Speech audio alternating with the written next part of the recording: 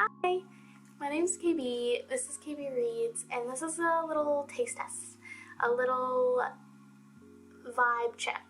I'm just going to be talking about the kinds of books that I like to read, where my reading tastes align, and give some background on what I look for when I'm picking up books.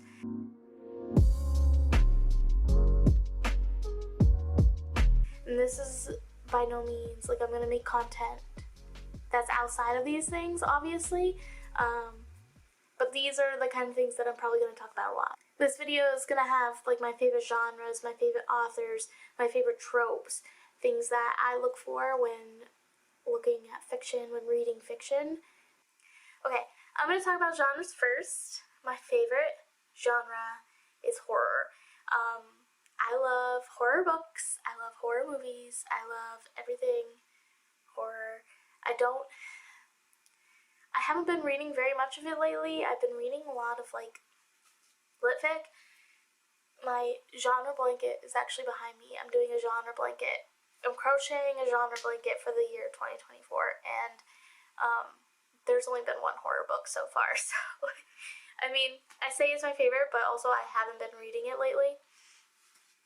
But some things that I like in horror, I like isolation horror, I like psychological horror, I like body horror, I love slashers, especially in movies. This year I want to read some more paranormal horror because I haven't read very much of it. I feel like I would like it, but I'm not sure, so we're going to try that this year. And I love honestly, I kind of love pretentious horror, stuff that's like a little more vague, a little more literary, rather than straight up, like, I'm trying to scare you with this book. I like things with a lot of themes. I think horror is such an amazing way to explore the human condition, if you will, and like how people react in different situations and what our like core beliefs are and how those come up when you're under stress, under duress. I think it's such a fascinating way to explore what humans are and what humans do. I think it's so cool. But I want to say a few of my favorite horror books. I have them here. I do like Stephen King. I started reading Stephen King when I was young. It was probably my first horror. My parents are like huge Stephen King fans, so it was just already in the house. And I can't even remember if this copy is mine or I just stole it from their house. But one of my favorite books is Misery by Stephen King. Misery is so scary. If you don't know, it's about an author who he writes this series with this main character, Misery, and it has a huge following, but it's not really what he is interested in anymore in writing, so he's writing something new, and he just finished his manuscript, and he gets in the car, and there's a storm, and he crashes, and when he wakes up, he's in Annie Wilkes' house. Annie Wilkes is his #1 fan. She loves Misery, and things just go downhill from there. Basically, it's a story about kidnapping, and it's a story about writers and their art form, and especially being like a very popular author, what you're expected to write, those kind of themes are explored. But Annie Wilkes is terrifying, and I love the psychological focus here. I mean, it's like 330 pages with like 2 characters, and I love that. I love deep character exploration. I love Annie Wilkes as a character, Paul Sheldon as a character, his inner monologue. He's not a likable person, but I dig it. And I love the discussions that Stephen King has about writing in itself and what your characters mean to you. The connection between authors and their characters and in their fans is so interesting having mega fans of a book taking your art and giving it to this community who's going to read it and their reaction to it, how it becomes something else, something new, something on its own. I love everything about this. I also really like The Shining. I just reread it in 2023 and marked it all up, and just did like a huge deep dive reading it. I love Jack Torrance as a character, and exploring this cycle of abuse I think is so, exploring like the cycle of abuse is so important, and such a good subject for horror because, you know, it is full of horror. I want to talk about My Heart is a Chainsaw. I also liked some other books by Stephen Graham Jones, but this one was something different. It's like a slow burn horror slasher. The second book in the series is also a slasher, but it is not a slow burn. I think I did like the second one more, but sorry, I thought it was behind me. I would have grabbed it. But the main character in this book just did something to me. I love the character work. I love the horror elements, the slasher elements. It's so good. It's so good. And if this didn't work for you, I totally understand. Because of it's a little slow, especially like through the middle, but it has a big payoff, and I like that a lot in my horror. I like that a lot in my media in general, is like a huge payoff, like a Quentin Tarantino movie. Like it all just unravels at once, happens at once. It makes it all worth it for me. So yeah, My Heart is a Chainsaw. So good. One of my other favorite horror books this past year was Mayfly by C.J. Lead. I really liked this. How do I want to talk about this? I would not want to, well, I would reread this, but I would not want to reread, okay, I would reread this book, but I wouldn't want to read a book like this book. I feel like this was perfect for what it is, but I would not want to continue reading it. And it's true, it's an American Psycho, but with ladies, and it's scarring, but I think it's really important conversation to have about how we see violence as a society, and who we're okay with being violent and who we're not okay with being violent, because it is uncomfortable to read this stuff and watch a woman do these terrible things. Like it really does like hit harder than when we see a man do it, and I think we're desensitized. That's all I'm gonna say for horror for now. One of my other, along with horror, I do like thrillers occasionally. Now, I don't have very many examples for what I like and prefer in thriller because I'm still exploring that. I don't read a ton of thrillers. I read The Housemaid by Frida McFadden. And this is what I'm telling people is my ideal thriller. It is so fun, plot twists, but it doesn't all rely on just one plot twist. There's plot twists on plot twists, and even if there weren't plot twists, it would still be a fun story. It would still be a good story. So I think that's what I want in a thriller. I don't want to rely on just one good plot twist to carry the whole book, which is it's so hypocritical because I just said the opposite for horror, in that if there's a good payoff at the end, it's fine. I love the whole book. It's worth it. But like for thrillers, it doesn't work, especially if the plot twist is a flop. You shouldn't have, or if I guess it, even if it's a good plot twist, if I guess it, the book should still be good. That's all. That's it. But if you have recommendations based on The Housemaid, please give them to me because I want to read more. I want to read more books like that. I also read a lot of fantasy. I read more fantasy than I thought I did. I don't have very many specific books that I really loved. I loved the Poppy War series by R.F. Kuang. I'm reading Babel now, and I'm loving it. I don't know if it's like her characters. It is. At least for the Poppy War. The characters in the Poppy War are they're the epitome of morally gray, and they work so well. And I love them, and I hate them all at the same time. The only other, I like romantasy, I like fun stuff, I like the ACOTAR series. I'm in the middle of Throne of Glass right now, and it is so good. It's so emotionally draining.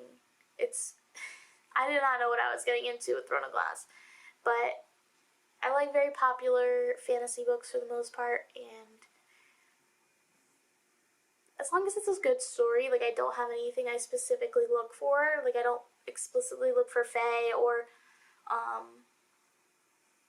medieval fantasy. I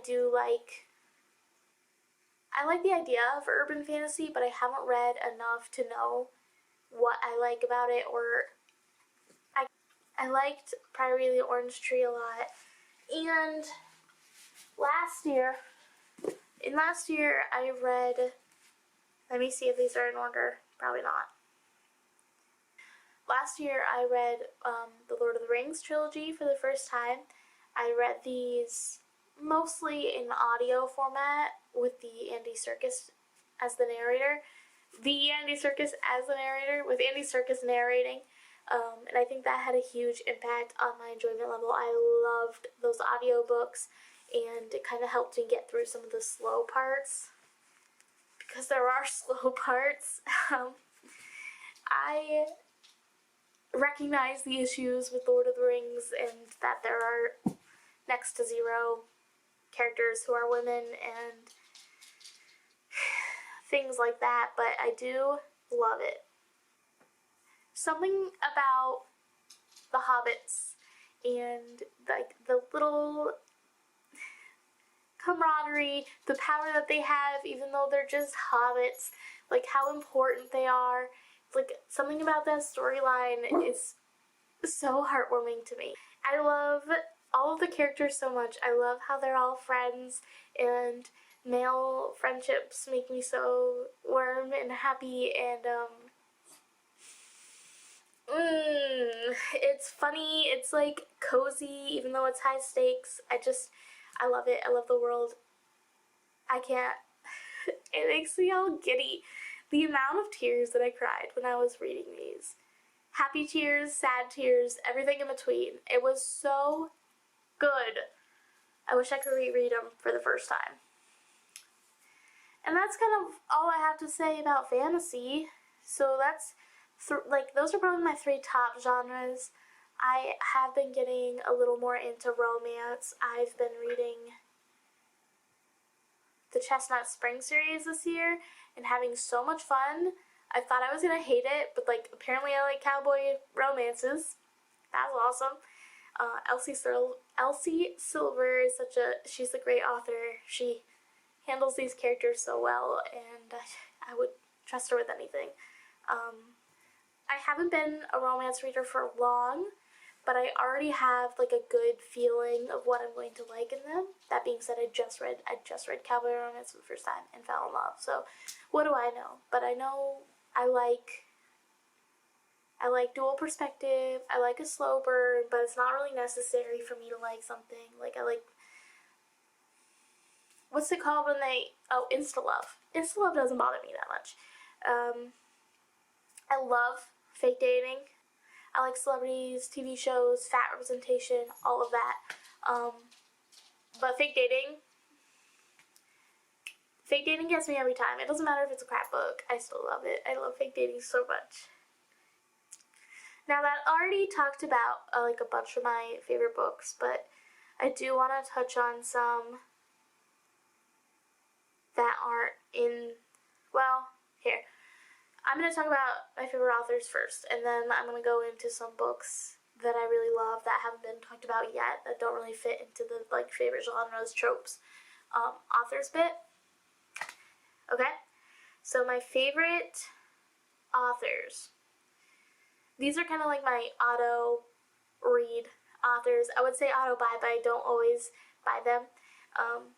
but they're kind of like, if they come out with something, I'm instantly intrigued. I'm instantly like, it's on my radar. I'm holding it at the library, buying it, whatever it is. So these are what I consider my favorite. My first favorite is Carmen Maria Machado. I love this woman. She wrote Her Body and Other Parties, which is a collection of horror short stories. This first story in this, it's so good. It's so good. I should reread this. I don't remember all of the stories that well, but some of them, oh my gosh, some of them. There's one where it's like I think I want to say a script. It's not really a script. It's like an episode by episode breakdown of Law and Order SVU with the main characters of Law and Order SVU, and it's just so wild. It's so crazy. It's so unique and fantastic, and really set me on to this like horror short stories kick that I'm still enjoying a little. I haven't read all of the ones that I want to read, and this made me fall in love with her. But then I picked up In the Dream House. And In the Dream House is a memoir told through like vignettes of common haunted house tropes, and it's about a domestic abuse situation. It's so good. As I'm flipping through, I'm seeing little orange underlines. I didn't think that I annotated this at all, but when I picked it up off my bookshelf, I was like, there's no way I didn't write anything in this. Of course I did. It's so good. She is such a fantastic writer. Her imagery is so beautiful, and I want to reread this soon. On top of that, she's also been a guest on one of my favorite podcasts, You're Wrong About. You're Wrong About is about like your misconceptions about history, and it's hosted by Sarah Marshall. Carmen Maria Machado, I think, has been on it a few times, and I think on the main feed they have like a book club where they read Go Ask Alice in 3 separate episodes. Like, it's a 3-part episode. It's so good. It's so good. And if you read that when you were a teenager and were scared by drug use, then I recommend going and listening to that. Even if you hadn't, I recommend going and listening to it. It's so good. My next favorite author is Ian Reid. Ian Reid is an auto-buy, a true auto-buy. I read I'm Thinking of Ending Things. This is one of my favorite books of all time. I read it in a day. It's so fast. I love his writing style. Short sentences, like quick. And then in like the span of one sentence, the entire book can get flipped onto a new situation. Like, you're like, it's literally, it gives you whiplash. This is the closest I've gotten in a reading experience to an A24 horror movie. It's so fantastically good. This is about an unnamed woman narrator, and she's going on a road trip with her boyfriend to go meet his parents. And that's all I have to say about it.